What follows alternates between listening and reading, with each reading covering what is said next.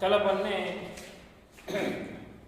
सरल रेखा अंतर्गत दो प्रकार की सरल रेखाएं पढ़ी थी अपन ने। एक तो अंतःखंड रूपी सरल रेखा की समीकरण पढ़ी थी, साथ ही साथ अभिलंब रूपी सरल रेखा की भी समीकरण कल अपन ने पढ़ी। आज अपन देख रहे हैं दो रेखाओं के बीच कोण हम कैसे निकालते हैं। इस सूत्र का हम सबसे पहले सूत्र बताएंगे आपको। दो रेखाओं के बीच सूत्र निकालता क्या होता है, कोण निकालने का सूत्र, और उसके बाद उस पर आधारित सवाल हम करेंगे।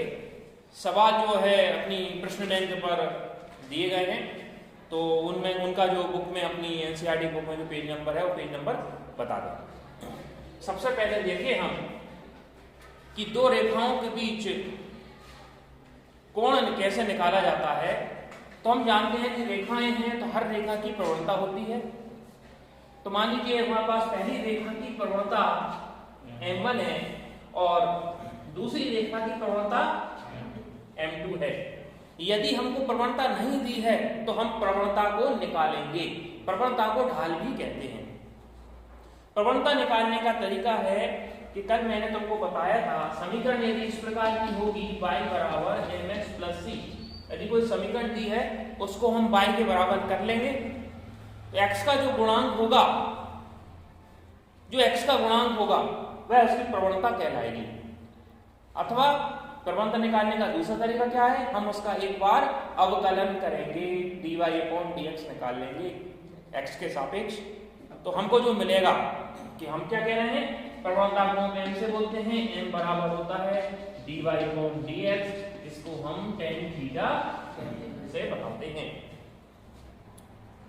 तो हमने दो रेखाएं दी हैं, दो रेखाएं हमारे पास हैं। तो एक रेखा का प्रवणता हमारे पास m1 है, दूसरी रेखा की प्रवणता m2 है। तब हम कोण कैसे निकालेंगे, तो कोण निकालने का सूत्र होता है tan थीटा बराबर m2 माइनस का m1 upon 1 plus m1 into m2। यहाँ पर जो अगल बगल जो लकीरें खींची गई हैं ये निरपेक्ष मान को बतलाती हैं। अर्थात यदि इसको हल करने पर मान ऋणात्मक भी आता है तो भी हम धनात्मक ही लिखेंगे। निरपेक्ष मान का मतलब होता है कि कोण कभी भी ऋणात्मक नहीं होगा। इस कारण ये ऋण का मान यदि आ भी जाता है तो हम उसकी उपेक्षा करते हुए ऋण चिन्ह की वैल्यू हम उसकी कैसी लिखेंगे, धनात्मक ही लिखेंगे। इसी सूत्र पर आधारित जो हमारा प्रश्न है वह प्रश्न है पेज नंबर 238 पर, एग्जाम्पल नंबर 15। ये मैं बता रहा हूं।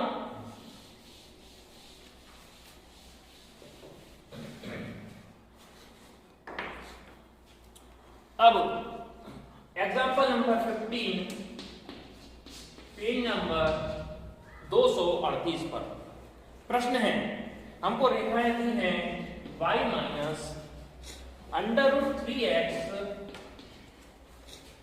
Minus 5 equal 0। ये पहली समीकरण दी है।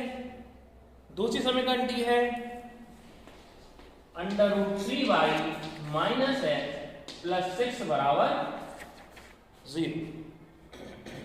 इन रेखाओं के बीच कोण को ज्ञात कीजिए। यहां पास दो रेखाएं दे दी हैं, इसको हम दे दें समीकरण नंबर 2।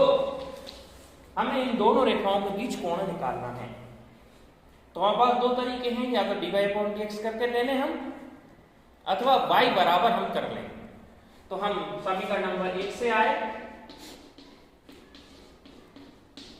तो y बराबर क्या हो जाएगा, अंडर पूरा पक्षांतर करके अंदर ले गए √3x प्लस 5। तो देखो y बराबर इस रूप में परिवर्तित हो गया कि हो गया। तो m की जगह कितना आ गया, तो m का मान, इसको हम नाम दे देंगे m1 बोल दे m1 का मान कितना आ गया, √3। क्लियर है।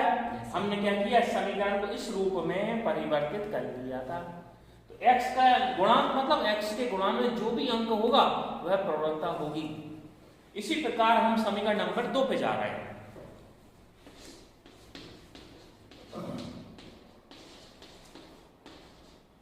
समीकरण नंबर 2 पे गए, हम कोई का कोई काम करें कि हम y बराबर लेके आए।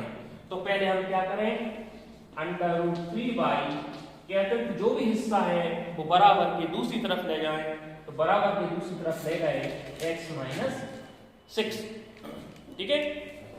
अब y तो अकेला होता है, y के साथ कुछ नहीं होता, तो यहाँ पर एक √3 है, तो क्या करते हैं √3 से भाग कर दें। तो √3 से भाग करा तो ये क्या आ गया 1/√3 x 6/√3।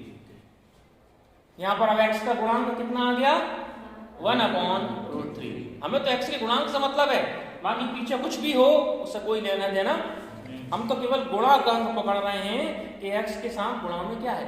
तो हमने देखा तो यहाँ पर हमको प्रवणता आ गई m2 1/√3। अब हमको m1 का मान भी मिल गया, m2 का मान भी मिल गया। हमको निकालना है दोनों रेखाओं के बीच का कोण। तो कोण निकालने का सूत्र हम सबसे पहले लिखेंगे, यहाँ लिखेंगे सूत्र होता है tan थीटा बराबर m2 - m1 1 + m1 × m2। उठा के इस सूत्र में हम मान रख देंगे, मान रखा तो tan थीटा बराबर m2 का मान कितना है 1/√3, m1 का मान √3, 1 + m1 मतलब √3, m2 मतलब 1/√3। यहां तक किसी को दिक्कत? अब देखो नीचे √3 से √3 कैंसिल हो गया, ऊपर नीचे में क्या बचा 1 + 1 कितना बचा 2, ठीक है। अब ऊपर बच रहा है 1/√3 माइनस के √3, ऊपर एलसीएम ले ले। ऊपर अपन ने एलसीएम लिया, ऊपर एलसीएम आ गया √3, इधर कुछ नहीं है तो समझ लो 1 है।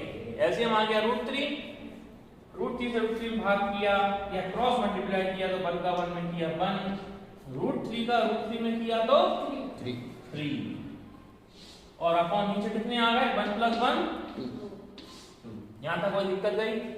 अब ऊपर क्या बच गया 1 - 3 माने कितने 2 काय के माइनस के, तो ये आ गया माइनस का 2 √3, और ये नीचे वाले 2 पलट के कहां पहुंचे ऊपर।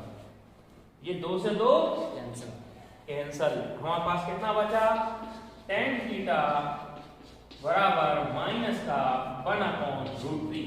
हम क्या कह रहे हैं माइनस आ जाएगा तो क्या करेंगे प्लस, उपेक्षा करने में हट गया केवल कितना बचा 1/√3।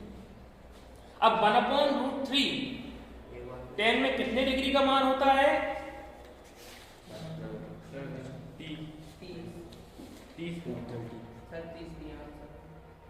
30 डिग्री का मान, ठीक है ना। 1/√3 tan में कितने डिग्री का मान होता है 30 डिग्री का। तो इसको हम क्या लिख सकते हैं tan 30 डिग्री। अब देखो तो हमारे पास कितना आ गया, हमारे पास आ गया tan थीटा बराबर tan 30, ठीक है। tan से tan कैंसिल, तो थीटा का मान कितना आ गया 30 डिग्री उत्तर। तो ये हमको कोण निकालना था, हमने कोण निकाल दिया। एक मान हो रह सकता है इसका, क्योंकि ऋणात्मक आया है हमारे पास माइनस का 1/√3, तो जब भी tan का मान ऋणात्मक आता है तो हम उसको 180 में से घटा देते हैं, 180 में घटाकर मान निकाल सकते हैं। तो हमारे पास 30 डिग्री आया है, तो अगला मान क्या आ जाएगा 180 माइनस का 30, है ना। जो धनात्मक मान है वो 180 में से घटा दो, तो 180 माइनस 30 माने 150 डिग्री, तो उसके ऋणात्मक मान भी आ गया। तो थीटा के 2 मान हो जाएंगे, एक थीटा बराबर 30 डिग्री और दूसरा थीटा का मान 150 डिग्री, ठीक है। ये बहुत आईएमपी क्वेश्चन है।